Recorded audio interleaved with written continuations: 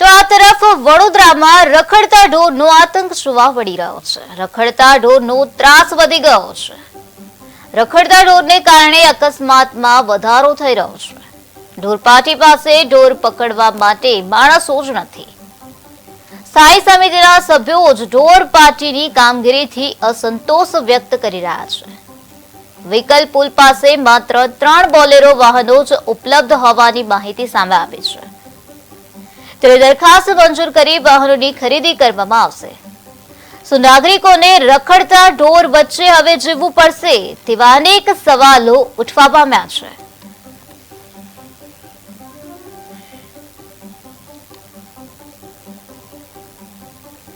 પહેલી વાત તો એવી છે આપણે કે આ કોર્પોરેશનની અંદર ઢોર પાર્ટીના જે સિક્યુરિટી ગાર્ડો છે અથવા માણસો છે એ ઘણી જગ્યાથી માર ખાઈને આવે છે। કેમ માર ખાઈને આવે છે? કારણ કે પૂરતો બંદોબસ્ત નથી હોતો, પૂરતા સાધનો નથી હોતા।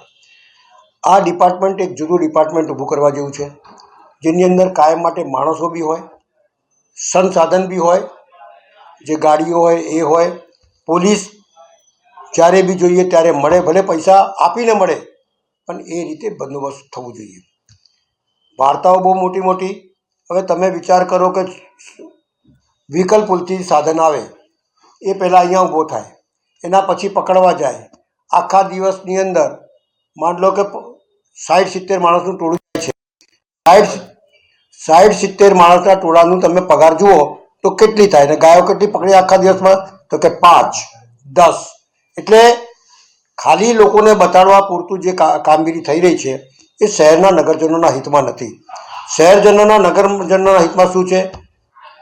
તો પહેલી વાત તો કેટલા વર્ષોથી ઢોર પાડવાનો લાયસન્સ રદ કરી દીધા છે। બીજું, ગૌચરની જમીનો વેચી કાઢી છે અથવા લોકોએ દબાઈ દીધી છે। ડબ્બાના લાયસન્સ આપતા નથી તો પછી ગાય શહેરમાં આવે છે કઈ રીતે? સવાલ એટલો જ છે કે લોકોને સુવિધા રૂપે લોકોના બાળકોને ગાય શિંગડા ના મારી જાય, કારણ કે એ તો મૂગો પ્રાણી છે, એને તો કશી ખબર છે નહીં। ગાય માતા માતા કરો છો પણ ડબ્બાની અંદર ગાયો બી મરી જાય છે। વરસાદની સિઝનમાં ઓછામાં ઓછા 100-200 ગાયો મરી જતી હશે।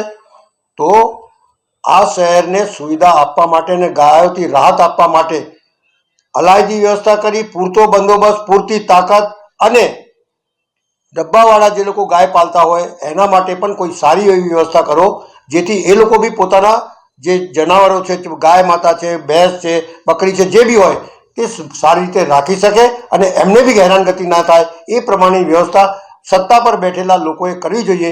ઢોર પાટીને સવારની શિફ્ટમાં 2 ટીમો માટે દરેક ટીમમાં 1 ટ્રેક્ટર ને 2 બોલેરો, અને જનરલ શિફ્ટમાં 1 ટ્રેક્ટર 2 બોલેરો। એના પછીની જે સેકન્ડ શિફ્ટ છે એમાં પણ સેમ મોર્નિંગ શિફ્ટ જે છે એ પ્રમાણે રિપીટ થાય છે, અને નાઇટ શિફ્ટમાં 1 ટ્રેક્ટર અને 2 બોલેરોની જરૂરિયાત છે। હાલ વ્હીકલ પુલ શાખા પાસે 1 ટ્રેક્ટર ટ્રેક્ટરો પૂરતા છે પરંતુ બોલેરો અપૂરતી છે। મારી પાસે હાલ 3 જ બોલેરો ઓન રોડ છે। બાકીની જે બોલેરો છે એ અંડર મેન્ટેનન્સમાં છે। પૂરની પરિસ્થિતિમાં વાહનો જે પાણીમાં પડ્યા અને એના લીધે વધારે પડતું નુકસાન થયેલું છે, એટલે એ બાકીની 4 વ્હીકલ્સ મારા અત્યારે મેન્ટેનન્સની કામગીરી માટે કાર્યરત છે। વડોદરા કોર્પોરેશન દ્વારા ઢોર પાટી દ્વારા ઢોર પકડવાની કામગીરી અને ઢોરવાડા તોડવાની કામગીરી કેટલ કંટ્રોલ પોલિસી સામાન્ય સભા મંજૂર કર્યા બાદ પૂરજોશથી ચાલી રહી છે। ઘણો બધો સુધારો દેખાઈ રહ્યો છે, પરંતુ ઢોર પાર્ટીને જે વ્હીકલ સપ્લાય કરવાના છે એ સપ્લાય માટેની આઇટમ સ્થાયી સમિતિમાં લાવવામાં આવશે। લગભગ 16 જેટલી 4 વ્હીલ ડ્રાઈવ બોલેરો અને 8 જેટલા ટ્રેક્ટર, આની પહેલાં પણ સ્થાયીમાં દરખાસ્ત આવી હતી, પરંતુ મેચ્યોર પુખ્ત ચર્ચા વિચારણા અંતે આ દરખાસ્તમાંથી કંપનીની મેક વધુ સારી આવે એ માટે દરખાસ્તને નામંજૂર કરવામાં આવી હતી।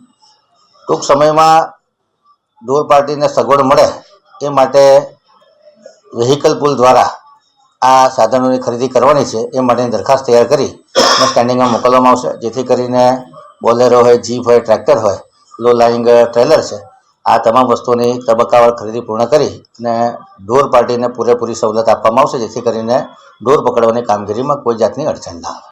પહેલી વાત તો એવી છે આપણે જોયું હશે કે આ કોર્પોરેશનની અંદર ઢોલ પાર્ટીના જે સિક્યુરિટી ગાર્ડો છે અથવા માણસો છે એ ઘણી જગ્યાથી માર ખાઈને આવે છે. કેમ માર ખાઈને આવે છે? કારણ કે પૂરતો બંદોબસ્ત નથી હોતો, પૂરતા સાધનો નથી હોતા. આ ડિપાર્ટમેન્ટ એક જુદું ડિપાર્ટમેન્ટ ઊભું કરવા જેવું છે, જેની અંદર કાયમ માટે માણસો બી હોય, સંસાધન બી હોય, જે ગાડીઓ હોય એ હોય,